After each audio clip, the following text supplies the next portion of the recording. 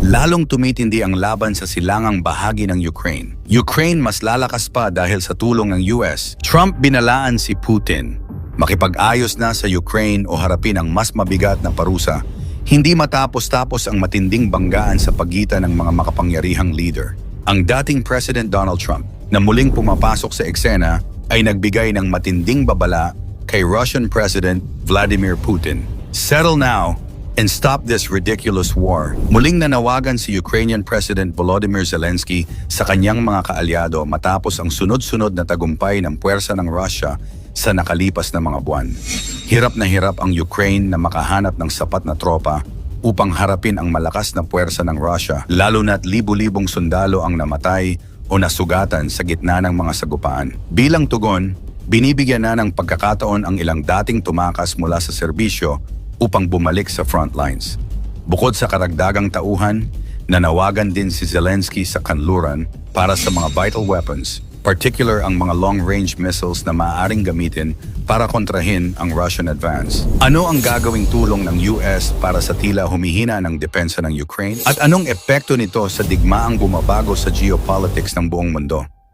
Yan ang ating aalamin.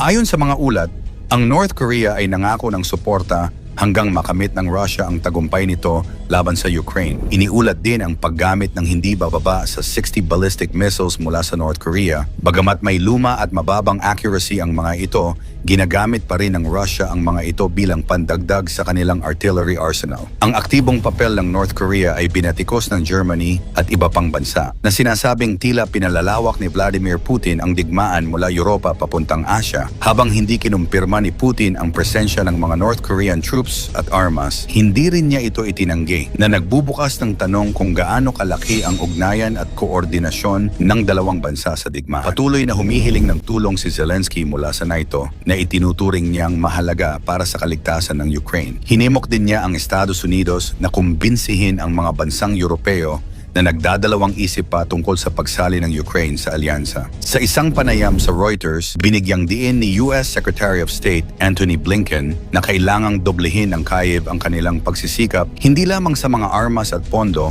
kundi pati na rin sa pagtataas ng bilang ng mga tropa. Sa kasalukuyan, ang mandatory military enlistment ay nagsisimula sa edad na 25, ngunit lumalakas ang panawagan na babaan ang limitasyon para mapunan ang tumataas na pangangailangan sa mga sundalo. Habang patuloy na dumadagsa ang mga ulat ng matitinding labanan at kawalan ng sapat na tauhan, nahaharap ang Ukraine sa mabigat na desisyon.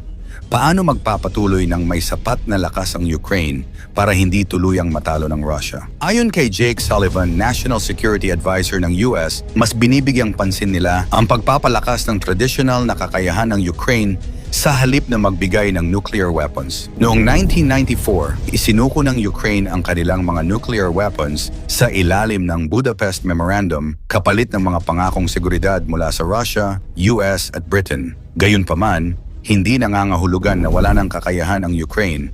Marami pa silang ballistic missiles mula sa US na itinuturing na malapit sa lakas ng nuclear weapons kapag ginamit ng sabay-sabay. Binatikos naman ni German Foreign Minister Annalena Baerbock ang China dahil sa patuloy nitong suporta sa Russia mula sa ekonomiya hanggang sa aspeto ng militar. Ano ang sinabi ni Trump sa Russia? The war in Ukraine would have never happened if I were president. Tahasang sinabi ni Trump sa isang panayam. Ayon sa kanya, ang administrasyong Biden ang nagbukas ng pinto para sa pagsiklab ng gulo sa Ukraine. Pero ngayong naririto na tayo, malupit ang plano niya.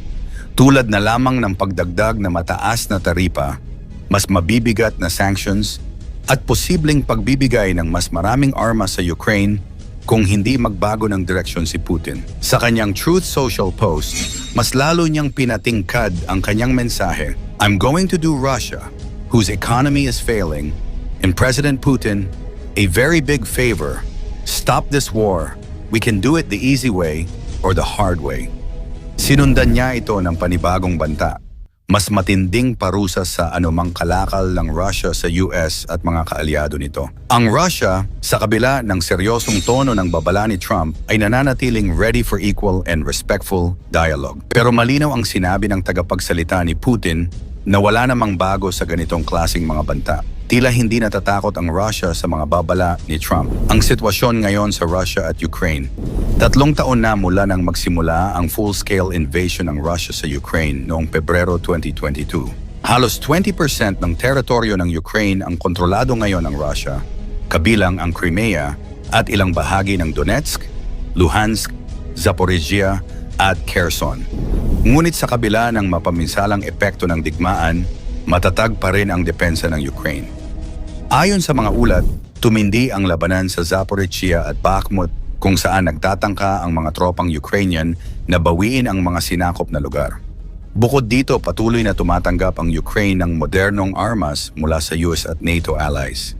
Malakas ang loob ni Ukrainian President Volodymyr Zelensky sa kanyang pahayag na hindi isusuko ng Ukraine ang kanilang teritoryo kahit pa may pansamantalang sakripisyo. Samantala, tila pinaghahandaan ng Russia ang posibilidad na mag-rollback ng kanilang ambisyon. Ayon sa mga pro-Putin media figures, posibleng magtapos ang digmaan sa kasalukuyang front lines. Ngunit galit ang mga ultra-nationalist na Ruso sa ganitong ideya na kanilang itinuturing na defeatist ang mga economic sanctions ng US sa Russia. Ang Estados Unidos, sa ilalim ng Administrasyong Biden, ay nagpataw ng pinakamabigat na sanctions sa Russia simula pa noong Pebrero 2022 ay ang pag-freeze ng mga assets ng mga pangunahing oligarch na malapit kay Putin. Pangalawa ay ang pagbabawal sa mga bangkong Ruso na makipag-transaction sa international financial systems tulad ng SWIFT. Pangatlo naman ay ang pagban ng imports mula sa Russia kabilang na ang langis, gas at coal. At pang-apat ang paglimita sa high-tech exports sa Russia upang pigilan ang kanilang military advancements. Bagamat bumagsak ang ekonomiya ng Russia ng 2.1% noong 2022, nagawa nilang iwasan ang ganap na pagbagsak sa tulong ng parallel trade at mas malakas na relasyon sa China, India, at iba pang non-Western allies. Ano ang maaring dagdag na sanctions ng Trump? Ngayong administrasyon ni Trump, malamang na maghigpit pa siya ng mga parusa. Ang mga posibilidad na gawing action ni Trump ay ang pagpataw ng mas mataas na taripa sa anumang produktong inaangkat mula Russia, kabilang ang fertilizers at platinum, pagharang sa lahat ng uri ng kalakal sa pagitan ng Russia at mga kaalyado ng US, at paglalagay ng mas matinding pressure sa mga bansang pro-Russia upang i-boycott ang kalakalang Ruso. Sinabi rin ni Trump na magtutulak siya ng mas agresibong suporta sa Ukraine, kabilang ang pagpapadala ng mga peacekeeping forces na posibleng pinangungunahan ng US military. Susunod ba ang Russia sa babala ng US? Hindi madaling bumigay si Putin sa banta ng kanluran. Para sa Russia, ang kasalukuyang teritoryo ng Ukraine na hawak nila ay hindi lamang simpleng lupain. Ito ay bahagi ng kanilang historical claims. Malinaw na sinabi ni Putin na handa silang makipag-usap, ngunit kailangang kilalanin ng Ukraine ang kanilang territorial gains. Samantala, ang sanctions na ipinataw ng US ay tila nagkaroon ng limitadong epekto. Nakahanap ng mga bagong merkado ang Russia para sa kanilang langis at gas sa Asia, at patuloy silang nag-aangkat ng military supplies mula sa Iran at North Korea. Ngunit kung masusunod ni Trump ang kanyang mga plano, maaaring mas lalong ma-isolate ang Russia sa ekonomiya ng mundo. Ang Trump presidency. Sa muling pagluklok kay Donald Trump, mukhang bumabalik siya sa kanyang America First na estilo. Para sa kanya, ang Europe ay dapat magambag ng mas malaki sa pagpapahinto ng digmaan. Sa ilalim ng kanyang liderato, posibleng maging mas agresibo ang diplomatikong hakbang ng US. Mula sa direct negotiations hanggang sa economic warfare. Ngunit tandaan, kilala si Trump sa pagiging unpredictable. Bagamat matapang ang kanyang mga salita, nakikita rin ang pagnanais niyang magkaroon ng mutual respect sa pagitan ng US at Russia. Ang tanong, magbabago kaya siya ng tono kung sakaling hindi maging epektibo ang kanyang mga pananakot sa Russia? Ang pangunahing layunin ni Putin sa giyera ay ang pigilan ang Ukraine na maging bahagi ng NATO. Bukod pa dito, gusto niya rin pagtibayin ang kontrol ng Russia sa mga sinakop nitong teritoryo. At panghuli, gusto niyang ipamalas ang lakas ng Russia bilang superpower sa harap ng Western influence. Naniniwala si Putin na ang digmaan ay hindi lamang tungkol sa teritoryo, kundi sa ideolohiya. Ito ay labanan ng East versus West at gusto niyang mangibabaw ang Russia sa bagong global order. Bagamat tuloy-tuloy ang suporta mula sa Western allies, malaking hamon pa rin ang kakulangan sa enerhiya, pagkasira ng infrastruktura at trauma ng mga mamamayan. Patuloy na sinusubok ng Russia ang depensa ng Ukraine sa pamamagitan ng drone attacks at missile strikes. Ngunit kahit nasa gitna ng krisis, matatag pa rin ang moral ng mga Ukrainians. Nakakabilib ang kanilang kakayahang magkaisa upang ipagtanggol ang kanilang bansa. Implikasyon sa mundo ng digmaang ito. Hindi lamang ang Ukraine ang apektado ng digmaang ito. Ilan sa mga epekto nito sa mundo ay ang pagtaas ng presyo ng langis at pagkain na lalong nagpapahirap sa mga bansang mahirap. Bukod pa dito na apektuhan rin ang pagbabago ng global alliances kung saan mas nagiging makapangyarihan ang China at India bilang alternatibong trade partners. At mas tumibay pa ang NATO, ngunit nagdadagdag din ang tensyon sa pagitan ng East at West at ang malala na pagtaas ng panganib ng nuclear escalation na maaaring magdulot ng sakuna sa buong mundo. Ang binitawang babala ni Trump ay nagbukas ng bagong kabanata sa isyu ng Russia-Ukraine war. Bagamat hindi pa tiyak kung gaano kaepektibo ang kanyang mga plano, isang bagay ang malinaw. Ang mundo ay nasa gitna ng isang napakahalagang yugto sa kasaysayan. Ang bawat aksyon ng mga leader tulad ni Trump at Putin ay magdidikta ng direksyon ng digmaan at ng hinaharap ng pandaigdigang kapayapaan. Sa harap ng lahat ng ito, ang tanong ay nananatili, magiging peacemaker ba si Trump? O magdadala lamang siya ng mas malala na tension? Ikomento mo naman ito sa ibaba.